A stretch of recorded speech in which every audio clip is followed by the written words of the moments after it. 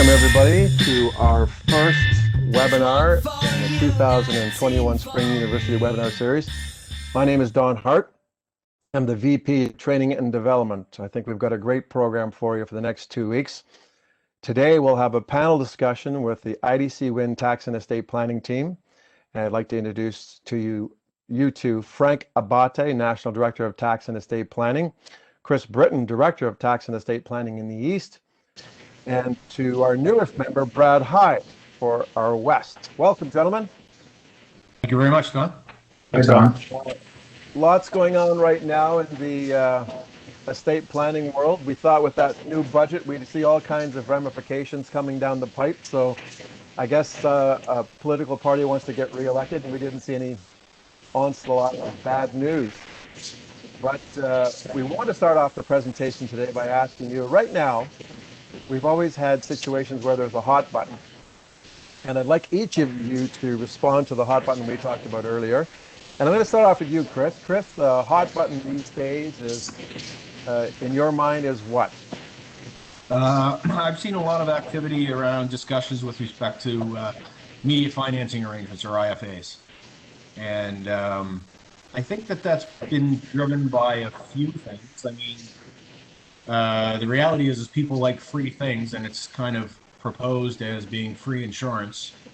And it's, you know, the fact that it could be quote unquote free insurance, I think, has been driven by a couple of factors. One is that we saw a change in the exempt test rules back in 2016, which, you know, weren't the best for UL, but it's allowed basically significantly higher cash values earlier with TAR, which is what's typically used for doing IFAs. That combined with the fact that we're in a ultra, low interest environment, so you can borrow money back, and the cost of borrowing it back isn't very high. So when you're talking about IFAs, then you want to do a quote unquote zero cost IFA. You can run illustrations that look really, really attractive. But my view on the zero cost IFAs is that there is a lot of work in behind the scenes on the financing side, and the number of times that you can actually do that is minimal, and it's extremely complicated. And I think that the IFA in the right situation is an excellent strategy for clients. I would just caution people on going immediately to the zero cost one, and maybe even show one that has additional collateral to start. Because once you've shown a client something, I'll give a quick example of a case I worked on a few years ago. We would show the joint last to die policy to start to the client, and he went off and get all his medicals done, and we couldn't get his wife to do medicals. And we eventually just gave up and went to him. And the numbers on him, as opposed to joint last to die, still looked really, really good. But he wanted the original numbers that we showed him. It's kind of like, and I think I've used this example before in some of our meetings. It's kind of like, you decided you're going to want to get engaged to your, well, in my case, my girlfriend, and you take her out to dinner and you propose and you show her a 5-carat diamond, and she says yes. And then you say, oh no, actually no, you can't have the 5-carat diamond. You can only have the 3-carat diamond. And she would have been extremely happy with the 3-carat diamond if that's the one you showed her first, but that's not the one that you showed her first, so it's hard to take it away. Well, I find that the IFA, although a hot button, sometimes they don't go to completion. There's usually sometimes the client just says, I'll take the insurance without the IFA. What would be the reasoning for that? Well, I think there's some clients that are comfortable with debt, and then there's a lot of clients that aren't. And when you take on debt, you're taking on longevity risk, you're taking on interest rate risk, potentially business risk, because you might not be able to pay there's annual reviews to be done on your financial statements every year. So I think that, the initial conversation is started by, oh, would you like some really cheap or free life insurance? And the client doesn't even really understand what life insurance is and the benefits of life insurance and the benefits of PAR. And once you go down the road of educating them on all of those benefits, they say, well, why would I even need to leverage that? Those seem like really good things just to do for my planning. Okay, good. Frank, I noticed you nodding there a few times. So you have Yeah, some reaction to some of what Chris is saying. What would you jump in and say there? I'm chomping away because I've been finding a lot of clients coming to us specifically in the real estate market. And those clients are primed for IFA because they're very comfortable with leverage. They've amassed large portfolios of real estate because of the fact that they leverage the equity in their first property, second property, and so on. So they're very comfortable with leverage. And I agree with everything Chris said. The issue sometimes is that they come to us with that concept already etched in their brain in terms of, I just want an IFA. And, I can't agree with Chris more in terms of we're selling life insurance first and foremost. So yes, you have a concept in mind, you want an IFA, but let's peel back what it is that you need the IFA for. Any advisor that works with me knows that I'm not going to come to a second meeting with just an IFA illustration. If IFA illustrations could sell themselves, then unfortunately we wouldn't be needed, or advisors wouldn't be needed. So I like to get down to the planning aspect. Let's talk about what it is that you need insurance for, and then we'll talk about the need for an IFA. So when you look at these real estate investors, which is what's come across my desk over and over and over in the past, I'd say, a few months, what they don't really take into account, Chris hit it bang on, is that theoretically we show these illustrations saying alternate security should be posted. But then when it comes to practice and we need that alternate security, they're shrugging their shoulders. They're saying, I don't have alternate security. I have some equity perhaps that's built out in one of my rental properties, but in actuality, the banks that we're dealing with aren't looking to become second and third positions on an IFA. So I just want to emphasize, IFAs are fantastic. The three of us talk to IFAs all the time, but let's make sure that what it is basically planning for the insurance need. If an IFA solution is needed, absolutely, we'll look that way. And let's just make sure that the theoretical IFA and the practical IFA makes sense for the client. Okay. And Frank, if you were to put your finger on one thing that you think is a hot button right now out there, what would you pick?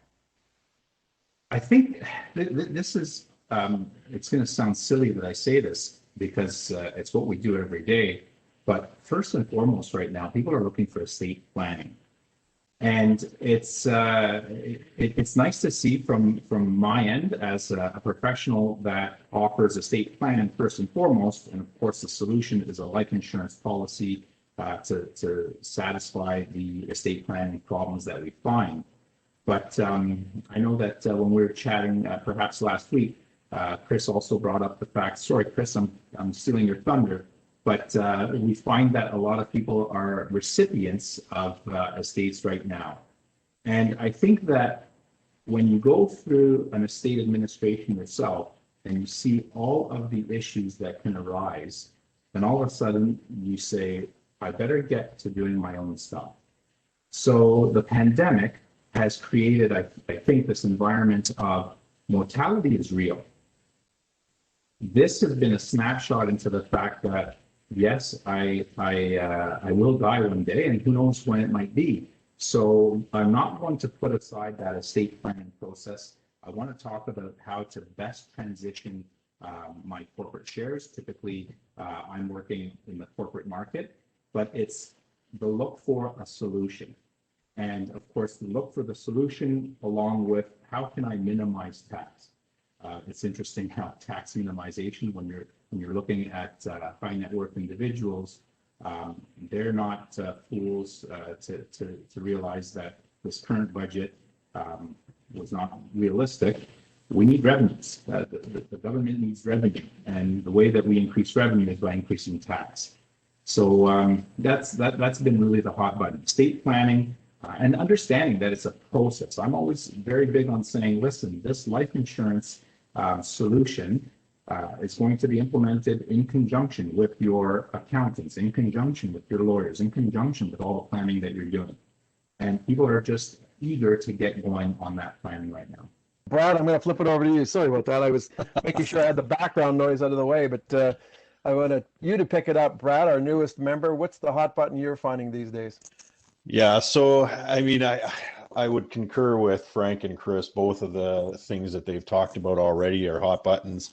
The other one that I'm hearing quite frequently is shared ownership or split dollar CI insurance, and I think a lot of the reason why people are talking about that is no different than why we're talking about IFAs right now. Everybody's looking for ways to extract money from corporations, and whether it's positioned correctly or not correctly, CI on a split dollar or shared ownership basis is viewed as a way to extract capital from the corporation, albeit a longer term play, typically 10 to 15 years out when you're canceling that policy and taking the return of premium benefit personally.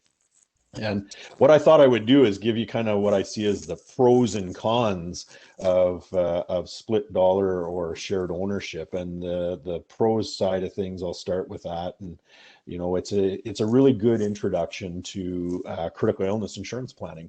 I'm not saying it's the best introduction, but it's the sexiest introduction out there in the marketplace, if we can say sexy about life insurance at any point in time, or insurance products. And you're really looking at protecting the company first, right? And that's if the shareholder or the owner of the company incurs a critical illness, we want to make sure that the company has the resources to recover from that illness, as well as the individual. One of the other things that it could be helping with is the passive investment rules. I mean, anytime that we take money off book inside a corporation, we're reducing the amount of money that's being taxed on an annual basis on the investment side of things, and that could be helping us there. And then, of course, we have this return of premium benefit option that returns the premiums out to, on a shared benefit structure, returns that premiums out to the shareholder outside of the corporation on a personal basis. So those are some really good positive things around that structure and why it's being discussed, I think, a lot. But on the not so good side of things, we've got some tax uncertainty around split dollar critical illness, and that's simply derived from the fact that there is nothing in the Income Tax Act that's written about critical illness. So we're already making some presumptions. One, that the benefits are tax-free. Two, that when we exercise that return of premium benefit, that the benefit is going to be received without a taxable impact. And there's too many people, I believe, out in the market reassuring their clients, saying that it will be tax-free, and we don't know that it's going to be tax-free. We do have some certainty around some things from Revenue Canada that have said, if we see that transaction, that's money that's been paid corporately to an individual personally, we are going to attract tax on that event, and that is the way the tax system works. And the problem is that there's no tax reporting from the insurance company when that transaction happens. So again, lots of good and a little bit of bad, and we need to make sure that we're really fully explaining to the client. What I find with a lot of the discussions around shared ownership is it's very similar to an IFA. We often may start with that conversation as shared ownership CI because somebody's heard that that's a great way to do it. But when we explain all the rules and how it all works, we may end up with a all corporate policy or an all personal policy, or one of each, because we've got some reasons to have CI both personally and corporately. Okay. Now there's obviously some companies that are pro and they promote split dollar CI and some don't. You have any feelings as to why that's going on? Well, I think it's like any other concept. Some companies have more of a comfort level with their marketing of certain concepts, and some companies don't. And there's no certainty around either side of it. There's lots of discussion from a marketing perspective on how to set these things up, whether or not you're going to be 50% cost for your company and 50% cost for the individual, and that sharing of benefit or the sharing of costs is equal. So it's a more fair treatment to both sides. And we've had this conversation now that's come up quite a bit about, did I impoverish my company? And if I did, then there should be a taxable benefit inferred. But I would suggest that you could argue no matter what the split is, that there's impoverishment or no impoverishment. And it all depends on the fact pattern of the case. And that's why I like to get involved in these cases, is to really look at the fact patterns and talk to the client and look through all of the facts and make sure that they're getting a recommendation that makes the most sense for them. All right, great. I'm going to remind everybody that the chat line is open. So if you have a question of our panel, now's the time to ask it. You have the best minds of estate planning in Canada probably, and for sure at IDC Worldsource on the line here. So if you have some questions, you can put them in the chat line and ask those questions with the Q&A. Chris, I'm going to flip it over to you and ask you, with the potential of, we've heard lots of talk about the increase of capital gains tax at some point in the future, because we've got some expenses we're carrying now. With that in the foreseeable future, do you see any advantage of doing an estate freeze now, or recommending a estate freeze in situations? Well, I mean, I think that doing estate freezes is a topical conversation even before even before the threat, I guess, of a higher capital gains tax rate. But certainly, if you're doing estate planning and you're factoring in a percentage of tax that you're going to pay on your preferred shares, I think that you may want to factor into your planning that rate is going to increase in the future. So if you're trying to ensure that, I think that you should err on the higher side, because you're quite right. We've spent hundreds of billions of dollars that the government's going to have to try to go back and recover. And the reality is that, I've been doing this tax planning, been in the tax planning world for quite some time now. And I remember when I first started doing the in-depth tax course back in the mid 90s, the dividend tax rate was 31% and the capital gains tax rate was 37%. So in fact, when you were doing your estate planning, you would want to do your 164.6 redemption and then carry back the gain to your estate, because you preferred to have dividends over capital gains. And now fast forward to 2021, and in Nova Scotia, the dividend rate is 48% and the capital gains rate is 27%. So, even your postmortem planning, the 50% solution doesn't make a whole lot of sense in Nova Scotia, because that doesn't even really save you a whole bunch of tax. So, the reality is they've taken the small business rate from about 20% down to 11.5% to 12%, depending on which province you're in. And because they've done that, they've had to take the ineligible dividend rate up. Because the way integration works, if you got a low corporate tax rate, you need to have a higher dividend tax rate. And so, the spread between that dividend tax rate and the capital gains tax rate, in my view, has just become too high. So I think that the end, and they tried to back in 2017 when they brought in the TOSI rules and the passive income rules. They had 4 proposals that they were going to plow ahead with, and one was related to capital gains on shares in a related party transaction, which was meant to, alter some of the planning that's going on now with respect to capital gains, because people are, in different parts of the country is called different things, but surplus strip or capital gains strip, and client or business owners are effectively taking dividends out of capital gains rates due to some fancy planning by their accountants. And I think, and then, the Department of Finance is aware of that, and I don't think they're terribly happy with it. And they tried to bring in complicated legislation that had too many unintended results. And I think that the easiest solution for them is to increase the inclusion rate and just tax all capital gains at 37.5%. And frankly, I don't think they'd have to spend much political capital to do that, because I think that the voter base would be mostly not very sympathetic to somebody having $1 million capital gain and only having to pay 27% tax or 37% tax. They both seem like pretty, a 37% tax rate still seems like a fairly, reasonable and fair tax rate. Right. Absolutely. Just Brad, a couple of questions have come in terms of that split dollar. Which companies are offering the split or favor split dollar these days on that CI policy? Yeah, so what I'm seeing is most companies will allow you to do split dollar.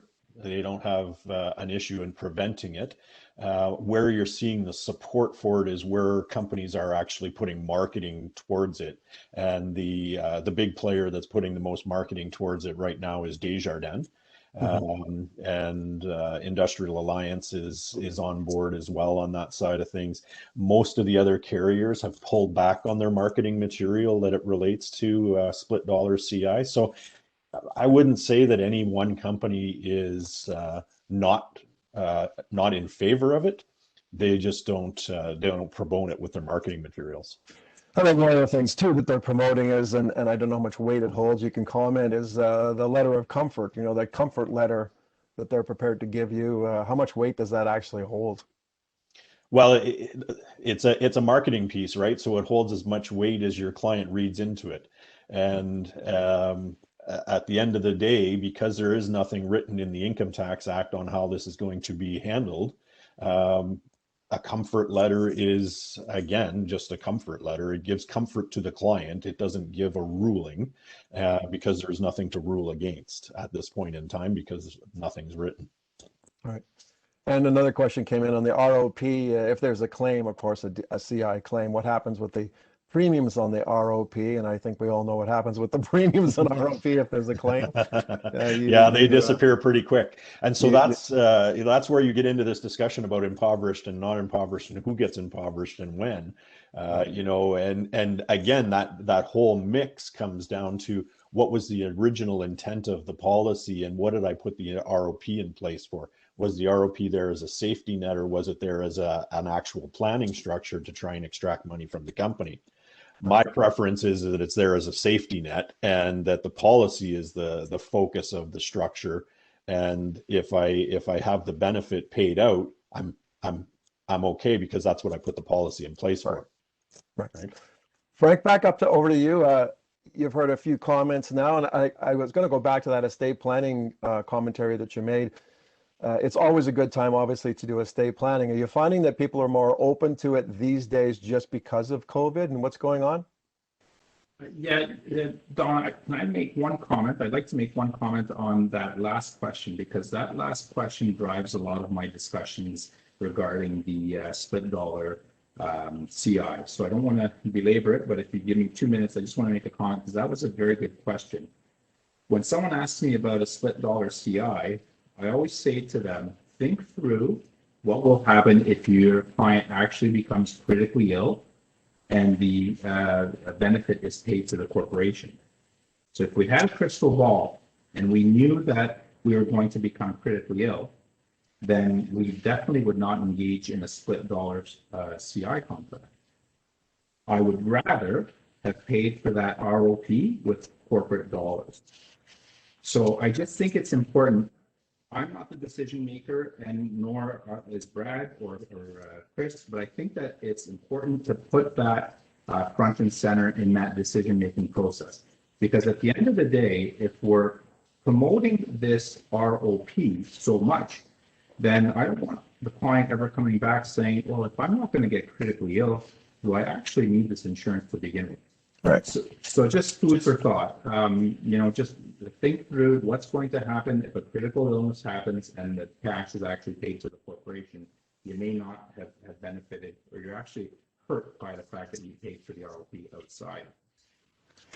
Yeah, I think that's one of the things that we did in our preliminary conversation about that is that the presentations from many of the carriers talks about the 1 in 3 chance of becoming critically ill, and then to recommend ROP as a strategy to save some money. it might not be the biggest or best strategy in the world based on the 1 in 3 chance of getting a, critical illness and not ever seeing that ROP premium. So Frank, I appreciate that comment. The other comment, Frank, I'd give to you is that, I run into people that are doing business insurance these days, again, as a door opener to that business owner, and they're saying that I have an opco, but I don't have a holdco. Should I wait to start my holdco before I start buying the insurance and put it in my opco and transfer it to the holdco later when it's set up, or should I buy the insurance now? What do you say? I sarcastically say, absolutely. Let's wait for you to get something happen to you health-wise, and then we'll put it in afterwards. No, Don, I'm glad that you asked that, because usually we're seeing clients that are set up appropriately, but that's not always the case. And the typical one is client who's been operating for whatever number of years, and they've never really needed a holdco setup. They've always just operated as direct owners of their operating company. And, it's time that they start to look at other options because they're starting to build up wealth in their corporation. Well, we all know that we don't want to leave wealth in the operating company for whatever reason, be it as simple as, selling opco. Eventually, if I sell opco, I don't want to sell opco with my investment assets or my life insurance policy. So part of the plan, or part of our recommendation, may be, you should be talking to your accountant about reorganizing your corporate structure, and that reorganization may include freeze, as Chris alluded to. It may include the implementation of a trust. And what's very important during that process, because that process doesn't happen overnight. We don't snap our fingers and a reorg happen. It might be that the accountant is going through busy season and he's not available, or it just might be the fact that the process itself takes a few weeks to a few months to implement. So absolutely, we suggest put that policy in place, put it in opco if we don't have anywhere else to place it for the time being. And once we've implemented a holdco into the structure, once we've implemented trusts, we will then at that time transfer up the policy. So if we're anticipating that it's going to happen within the next year or two, that we're going to have the ideal corporate structure, absolutely we can transfer it up at that time from opco to holdco. When we look at the policy transfer rules, the policy gain will be basically fair market value or cash surrender value of the policy if it's so close to being placed. Fair market value minus ACV. We know that under the first few years, that formula will give us a zero or a negative. We can't have a policy loss, of course, but we won't have a policy gain to report, and there won't be any tax implications from transitioning that policy from opco to holdco. So we're safe. We're safe in that sense. So I've got a question here. As again, you answered that question. I've run into pushback from a potential client that insurance for personal or business is a complete waste of money, and that there's no guarantee at the time that I'll need the insurance or the company will pay out. How do you reply to this potential client? I don't know that that's a tax or high net worth or it's just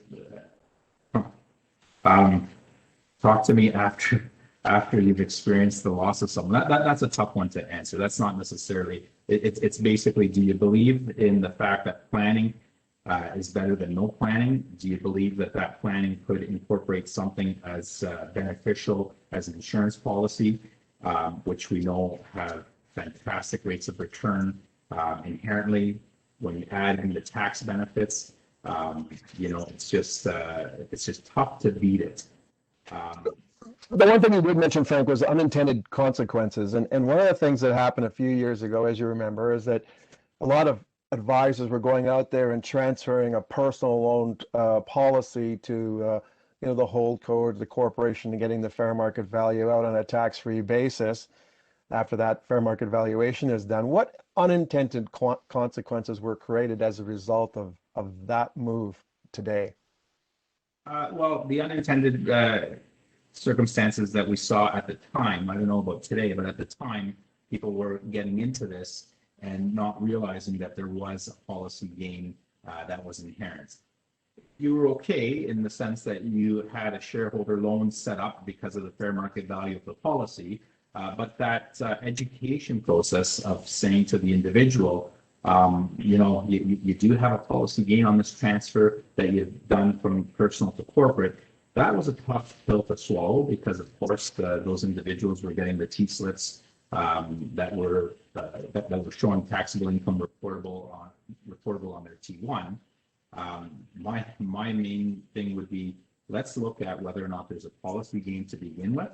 And even if there is a policy gain, it still might make sense to go forward with the transfer. But I saw a few where the policy gain wasn't anticipated, and it just opened up a bit of a can of worms after the fact.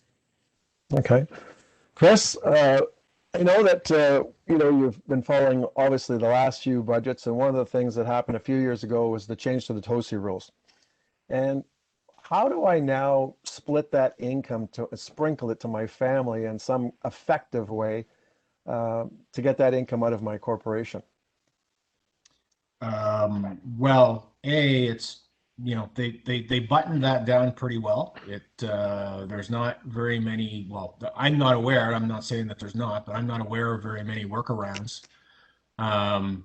But there is, if you've got what's called second generation investment income. So if you've transferred money up to your corporation, that corporation has earned income, and then the income on that income can be paid out as dividends without generating the TOSI rule. The only other thing is actually get family members to work in businesses and pay them fair market value. Pay them arm's length wages to do the work that they're doing. But I mean, I don't know. I'd throw that back to Frank and Brad. I haven't seen much planning to get around the TOSI rules. I haven't seen any planning that helps you get around it if you're caught by the rules. Brad, any comment on that? Yeah, I would echo what Chris is saying there. There really isn't much planning, and I think it's why there's so much of this surplus strip type activity or living pipeline, whatever you'd like to call it. I think that's why it's driving so much of that type of activity in today's environment, because they really have closed most of those loopholes on the TOSI side, as they call it, loopholes. I'd say, Chris, I'm going to give it back to you for a second, just because earlier we talked about family trusts, and we've got a situation where some of these are, a little bit older now, a little long in the tooth, and coming up to some work to be done on those family trusts. Any comments on family trusts? Yeah, I think that this is it's going to be a huge issue over the next, an ongoing huge issue. Trust became quite popular back in the late 90s. So I've, in the last 6 months, seen 5 or 6 of them that are actually coming or went through the 21-year rule. And it's funny. Well, it's not even it's funny, but it's. I remember when I proposed different insurance strategies to accountants over the years, and their response was, "No, client doesn't need insurance. We're going to waste that gain away before they die." And the reality is that you set these trusts up, and you had 21 years to determine which one of your kids you wanted to give all the growth to. And my experience in 90% of these trusts is that the parents are taking back all the value themselves. So I was working on a case 2 months ago. The father had passed away. The mother had, the operating company was sold, but she had a holding company with $5 million in it. And she had, all the preferred shares were gone. So she had $10 super voting shares. If she passed away tomorrow, then she had no tax. Her kids would inherit the growth, the common shares out of the trust, but her estate would have no tax. And it's not uncommon in a high net worth scenario where she had a daughter who was a responsible young adult, and she had a son who wasn't. And so I explained to her, like, if we have to move these shares out of the trust, and if you take them, then you're picking up an estate tax liability. I said, do you want to give half to your daughter and hold on to the half for your son? And she said, no, I won't do for one what I'm not doing for the other one. So she effectively had taken on a $4.5 million capital gain, which meant a $1.25 million tax bill, and worked with the advisor, and we sold her a policy to cover off the tax bill. So I guess that was good. But my point is that if you run into situations where you've got clients that have trusts that are 18, 19, 20 years old, you might want to start the conversation now with the business owners, asking them what their plans are to do with those shares. And I would suspect in a lot of situations, they won't even be aware of the fact that they have to make that decision, because it's kind of just been, a plan has been put in place, and it kind of just gets forgotten about until almost it's too late. So it's, one of the big rules in tax planning is do proactive planning. So even if you're 3-4 years out, it might make sense to do a refreeze now and distribute those assets so that you've got time to deal with them. You've got time to deal with them, and or while you're still young and while you're still healthy, ensure a tax liability you may not have thought you had, but you're going to pick up again. And Don, I'd like to just add to what Chris is saying about doing the refreeze. We're seeing a lot of conversation around that now, in particular because company valuations are down a little bit in the last couple of years due to COVID. So as a result, it may be a really good time to look at that refreeze and before markets really pick up and those companies start to take off again. I'm going to throw this question out to all of you just for us, for whoever wants to pick it up. It's, do you find that HSAs are a tax efficient way for incorporated individuals to use corporate dollars to pay for, personal health expenses? Are you finding more of that these days, people setting up HSAs? Frank? You're on mute, Frank. Yeah, I don't have experience with HSAs. I don't profess to be an expert in that area. I have to be honest. All right. We'll get that answer to whoever's asking it. We have some people that we work with, obviously, on my HSA, so we can get that answer. Frank, I'm going out to see some clients, and I need a fact finder. Have you got a fact finder you can send me that I can use with those clients before I go? I love that question because I have two options, Don. You want a 25-page fact finder that might take about 2 hours to complete, and the probability of it getting done are slim to none? Or would you rather just ask a couple questions just so that I can wrap my head around what we're dealing with? And a couple questions. The simple one is actually, can you share an organizational chart? That's the one that is simple, and it may or may not be available.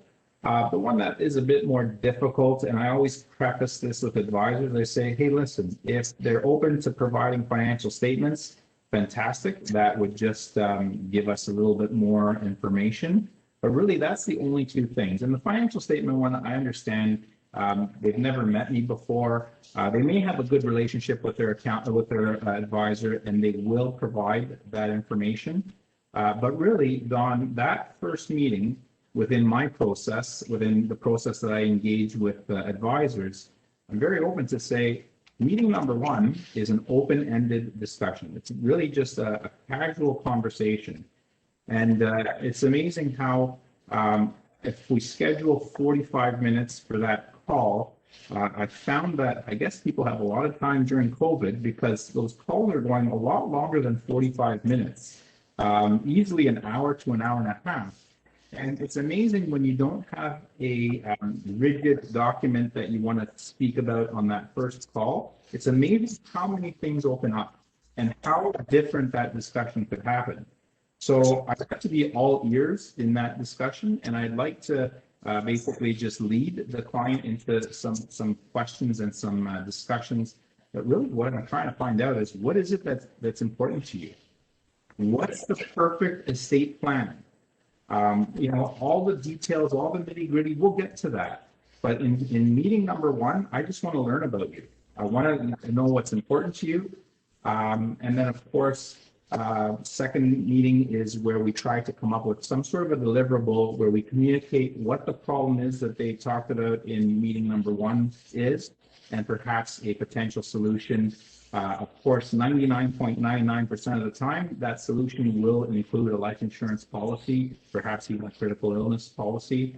But that's really what I want to do. I want that client to be open and just to have that discussion. And actually, Don, I know that we talked about this in terms of nature of meetings nowadays. Gone are the days where we sit in front of a client in a boardroom and, that client might have so many distractions happening. I find that web meetings, obviously, as of March last year, that's the way we go. And it's actually been a good thing. So in terms of efficiency, my own efficiency, anyone that lives in the GTA knows that if you have 2 or 3 meetings, one might be in Oakville, one might be in downtown Toronto, and one might be in Vaughan, all in the same day. Well, that's about 4 to 5 hours of driving on my part, and without exaggerating. I live in Richmond Hill. So my efficiency has become much better. But more importantly, clients are also efficient, and they find that ability to have that 45-minute WebEx with you. They're very relaxed in those WebEx. They're typically either at their own home or in their office, and the experience has been fantastic in terms of online and the new norm. The new norm is having meetings just like we're having this one now. I'm not saying anything new, but I was worried. I have to be honest. I wasn't an advisor that did that in terms of having the web meetings, apart from any meetings that I was having across the country. But even with those, I would do a presentation, send it off, and we'd be over a conference call walking through. But this is fantastic. And the one thing that is really good is that if something has to be changed, if the client says, well, we're looking at 100. What if what if we were to look at 150,000 premium? Well, typically, if I had gone into a meeting, I wouldn't pull out my computer there and fire it up and have everyone gather around. Now, as we're talking, I'm on the side pulling up an illustration or a modification, and I could impose it on, as a share screen, and we could deal with that request immediately. So much more efficient in terms of that delivery, the delivery being online. Yeah, and I would say the same thing for you, Chris, and for you, Brad. I mean, you're working geographically in a very large area, and you've got, you can't even cross the border to New Brunswick right now, I guess, Chris, from Halifax. But are you finding the same thing and experiencing the same thing with the advisors you're working with now and their clients? Chris first, maybe, and then Brad? Yeah, absolutely. It's, I would have been probably the same as Frank. I'm kind of a more meet in person. That's my preference, is to meet in person, because I find it, even with the Zoom, it's still hard to sometimes read body language. And, you got some clients that don't even want to turn the camera on, so you can't read body language with them. So you might as well be on the phone.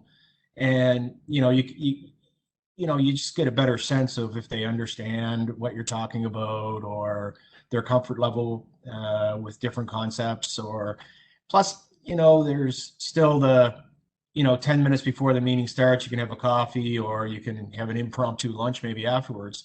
So I would suggest that I, probably traveled more than I had to, just because that's my belief in building relationships with clients and brokers. But I've certainly, especially after the first meeting, I'm far more comfortable now meeting in this format, and having what I feel is a productive meeting, and being able to push things forward, for sure. So, on a go forward basis, I will say it's probably going to cut down my travel time significantly, even once we get back to hopefully back to what used to be normal again. Yeah, I would echo the comments that have been made already. I certainly have seen benefits from doing video calls in just efficiencies. certainly I find the initial discussions, if you're just getting a general feel for the client, it's much nicer to have a half an hour meeting video call than it is for me to drive across the city. And, as Frank, you were describing, I deal with the same kind of geography here and stuff, and it could be in various parts of the city. I generally put on about 40,000 kilometers a year on my car. So, I certainly have experienced that as a big difference. I think, Chris, I would agree with you as well. Moving forward, I think it's going to change overall the way that we do business and be more efficient. But I still think that there's a place for that face-to-face meeting. I mean, when you get into larger files and working with higher net worth clients, there's still value in seeing somebody face-to-face. I think the other thing that lends to is you get to leverage some expertise that you might not have been able to easily leverage. If I need Frank to participate in a meeting, or if I'm an advisor and I know Frank's working from home, there's more chance of me getting Frank at home in a meeting or booking ahead at least and having him participate in that meeting than there might have been trying to get him live. I think there's a real advantage to that situation. I had another question about trust, because if, Chris, I'm going to go back to you for a second. Yeah, I can Well, let see me it. ask you. I can see it, Don, if you want me to ask it. Yeah, go ahead. It Yeah, ask says that. when there is no trust, but the wife holds one share in the husband's Right. corporation, what happens when the husband dies in regards to tax implications? Right. Well, the wife would continue to hold that share, and there's no tax implications to the wife on her share. The tax implications would be on the husband's estate, and what happens to the shares that the husband owned.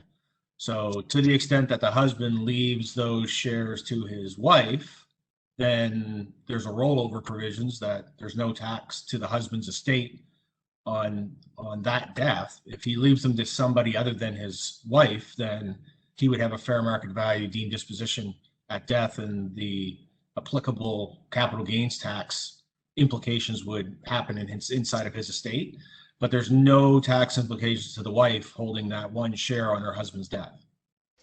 And I think there's a situation right there where if you do have a question and you're working on something that you need some expertise, folks, these are the guys to reach out to. If you have a question like that, they're always available to you for those kinds of questions.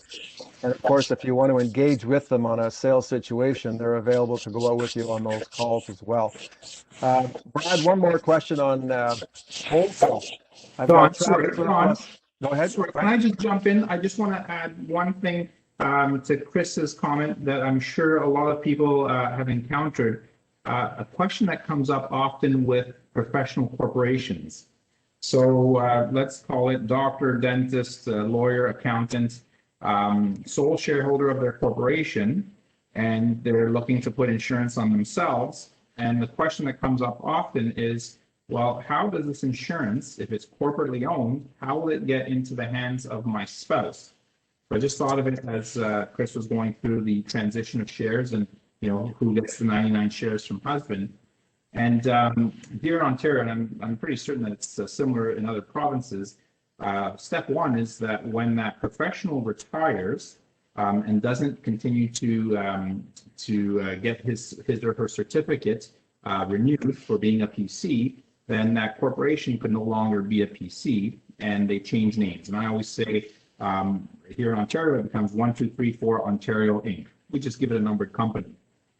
So that transition is non-taxable. We just did a name change there. And then, of course, that corporation really just holds assets. Really, it's going to be investment assets that it's going to hold if they haven't done other tax planning ideas that I know are really prevalent here in Ontario to strip out cash and put it in another corporation. But suffice it to say that PC, that professional corporation, will then eventually, when the professional, call it the doctor, the dentist, when he or she dies, those shares, as Chris mentioned, those shares will go over to the spouse tax-free. They'll roll over tax-free to the spouse. And then when the spouse is the sole shareholder of that corporation and the insurance proceeds have paid into the corporation, the spouse can then declare the capital dividend and pay out those proceeds. So I'm sorry for jumping in. It's just something that I hear over and over and over again as an area of concern. And I actually just recently had a chartered accountant ask about that. And I was a bit surprised. It took me back that the chartered accountant was asking how will these insurance proceeds get out to the spouse if it's a corporately owned policy. For us on the panel, I'm sure that Chris and Brad are now shaking their heads saying an accountant asked that. But that's sometimes, we have to offer advice to not only the clients, but also their professionals who aren't specialists like we are in this area. Perfect. Yeah, Frank, I'll just add to that as well in saying that, when that planning is being done and that discussion is being done, that's the real importance of us having a look at the will and what the terms of the will says, because we want to make sure that it actually is being transferred to the spouse if that's the intent for where the insurance money wants to end up. Because if the shares get transferred to somebody else, now we have multiple shareholders that have come into play, and we've got a multiple distribution possibly on the CDA. And Brad, that's I like that you say that, because typically in those discussions, I make reference to, well, as your will lays out, and that's when there's sometimes an uh-oh moment. And the uh-oh moment might be either the will hasn't been prepared, or it was prepared pre-professional corporation setup. And that opens up a whole other area of discussion. So again, back to our fact finder, these are just free-flowing discussions where we get a lot of this good information. And streaming life insurance proceeds to a specific beneficiary also opens up a discussion on life insurance shares. And there's all kinds of accounts that aren't aware that you can stream proceeds with using life insurance shares. So I think that there's an opportunity there. Brad, I'm going to come to you with another question on, I've got a client has tax liability today of $2 million. What do I do about the growth and the tax liability over time? How much will the insurers cover him for, or if he's concerned about the tax 20 years from now?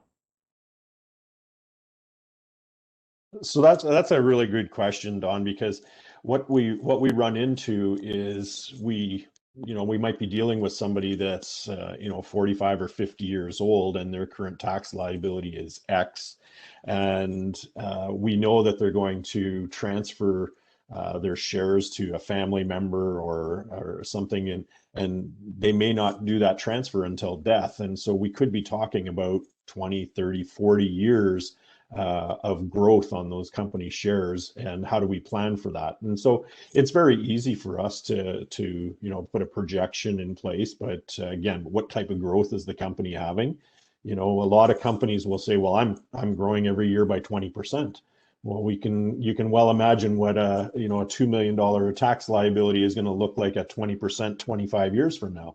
It's going to be an astronomical number. And the challenge that we then run into is getting a realistic view of the growth rate, because we know that a company will maybe grow for 20% for 4 or 5 years, and then it's going to plateau and maybe slow down for a bit. So more conservative growth rates, and that's a good discussion, as Frank was alluding to. Those initial discussions really will yield some of that information.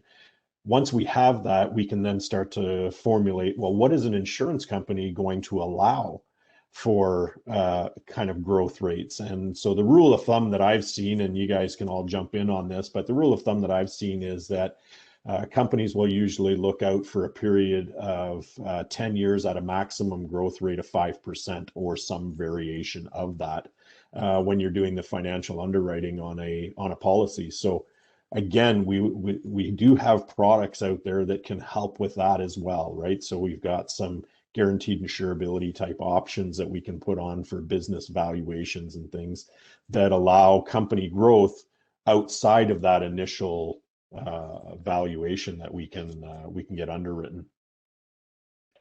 Have you had an opportunity to recommend or see the Manulife promotes the business value protector, so exactly that feature? Yeah. Do you find that you've exercised the option or used that product because of that feature? Well, the challenge with using that feature is that it's a 10-year period. So when you put the business value protector in place, or other companies have a very similar type of feature that you can put on a product. When you put that in place, you want to make sure that you're putting it in place where you're going to see the most growth in the company valuation. So I don't necessarily put BVP in place on something where we're at a plateaued mark already. We're not really going to see much value in the growth. But if I'm in a stage where the company's showing tremendous growth over a short period of time and is expected to continue that, then BVP would be a very useful feature to put on the policy. And I have used it in the past and actually exercised the BVP riders. So, Chris, I'm going to go to you because I think we've got this question directed towards you. Can you explain to me why the new passive income rules are important to selling corporate life insurance? Well, yeah. So I had a a friend of mine who's a tax lawyer actually refer me to an accountant, and the accountant said, I've got clients that have passive income problems, and I'm told you might have a product that could help them out. So I don't I don't know if everyone understands how the passive income rules work, but after you get over $50,000 in passive income, your small business's deduction is ground down by $5 for every dollar of passive income you have over that criteria. And it's not applicable to a lot of clients today, probably. But especially if you've got clients in the professional world, i.e. doctors or dentists, and they are saving money in their holding companies, it may not be a problem today, but maybe projections for 10 years from now, if they're saving a couple $100,000 a year, will certainly become a problem in the future.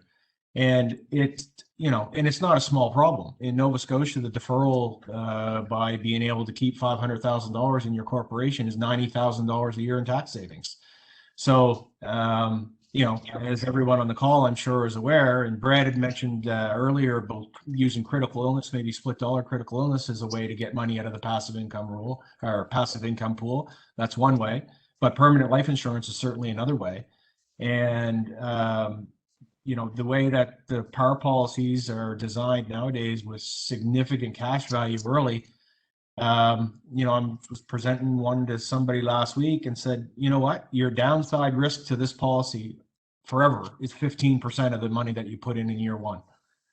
You don't have that guarantee with any money you put into the equity world. You could lose more than 15% tomorrow, whereas this, your guaranteed downside is 15%. And, for a piece of the portfolio to keep it out of those passive income rules, it's a really powerful planning tool on top of all of the other aspects that make it a powerful planning tool. Frank, I've got one for you. I've got a holdco, and I've decided to buy a condo in Canmore, and I want my holdco to pay for that condo.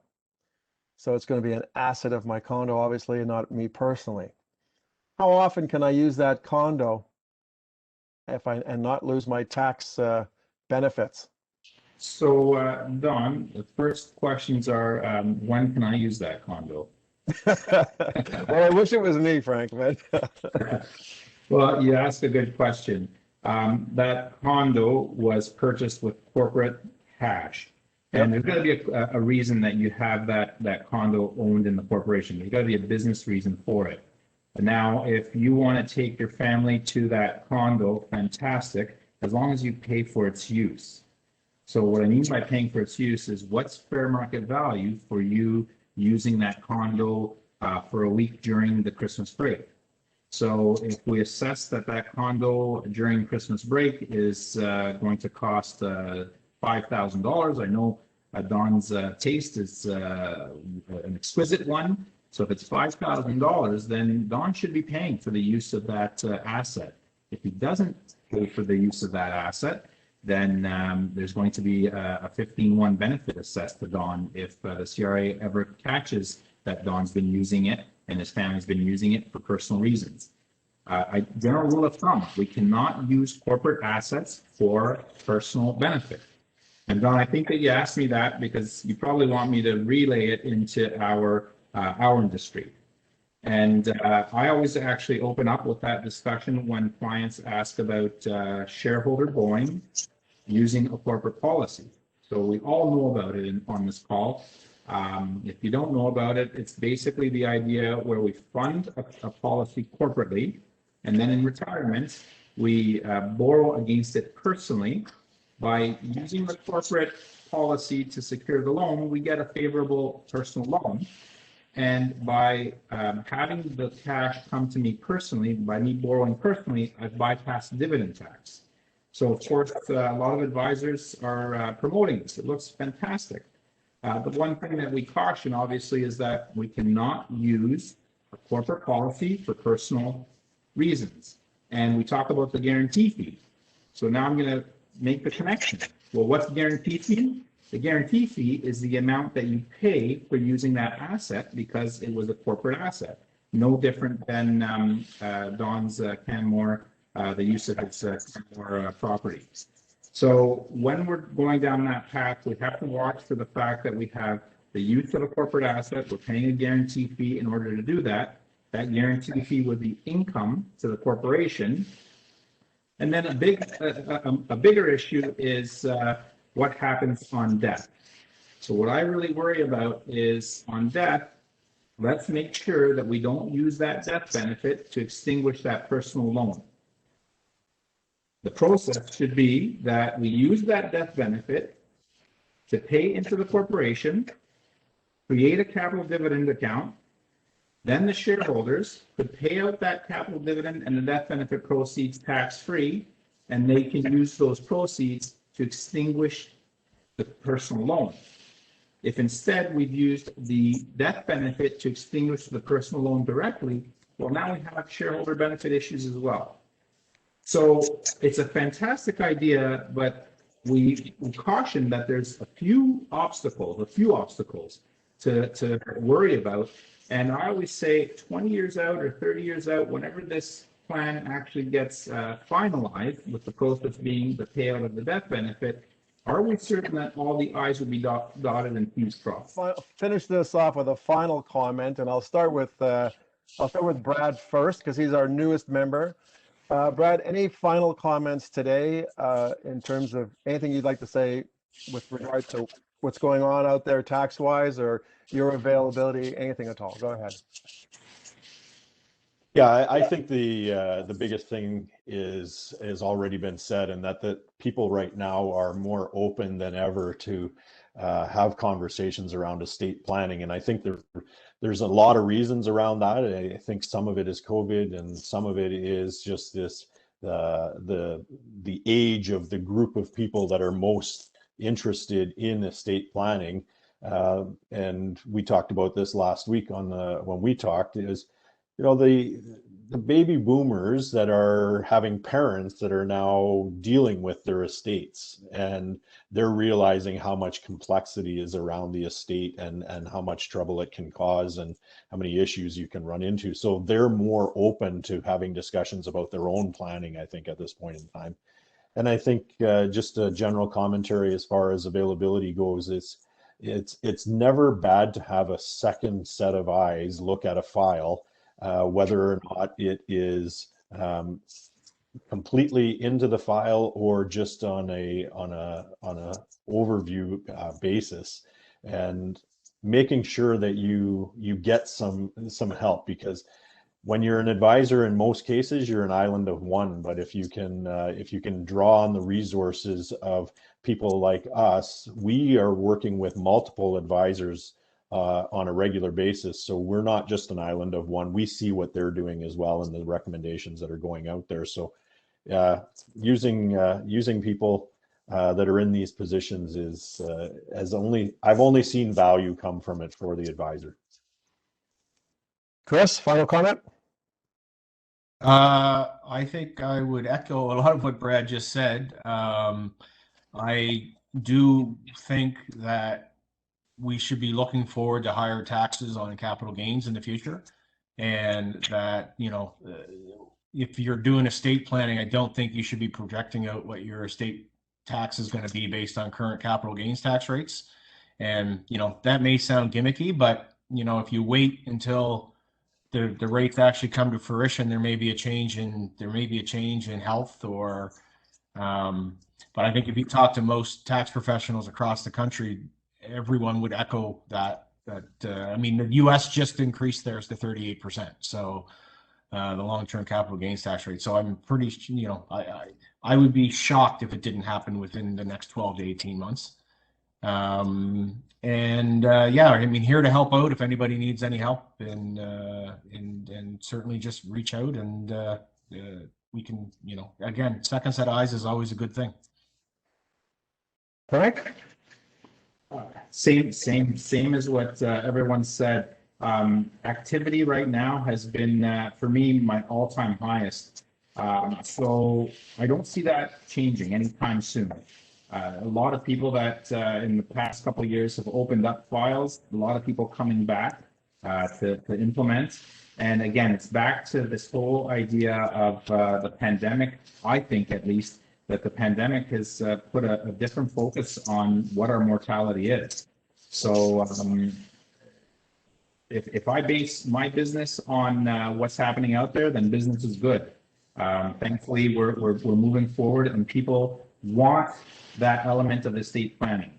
So it's one thing to want insurance, but when we're getting involved, it's people that are high net worth, that are corporate owners, and it's not just about, I need to put this plan in place. It's more so, or I need to put a policy in place. It's more so, I want a real plan. And that's exactly what we specialize in. Yeah, I think that's great, Frank. And I think that's true of all the guys on the webinar today, that, you might want to do the old 80-20 rule. Take a look at your practice and your business and look for opportunities where you might be able to tag into either Chris, Frank, or Brad. There's real value in getting them in at the beginning of the appointment and the interview, as opposed to trying to solve a problem at the end of the day. It's always better to get them up front. So I really appreciate you participating today, guys. And they can find your contact information, obviously, on the IDC WIN Big website or IDC WIN Worldsource site. But you're also on WIN Big. You've written articles, and there's lots of information there as well as to how to get a hold of each of them. If you need help getting a hold of any one of them, just call your local BDE. And I look forward to seeing you again soon on a webinar, guys. I hope we can do this again soon, not just wait for a university day. And have a great day. Stay safe. Thanks for everybody for participating. And we'll talk to you soon. See you tomorrow. Thank you very much, Don. Thank you, Don.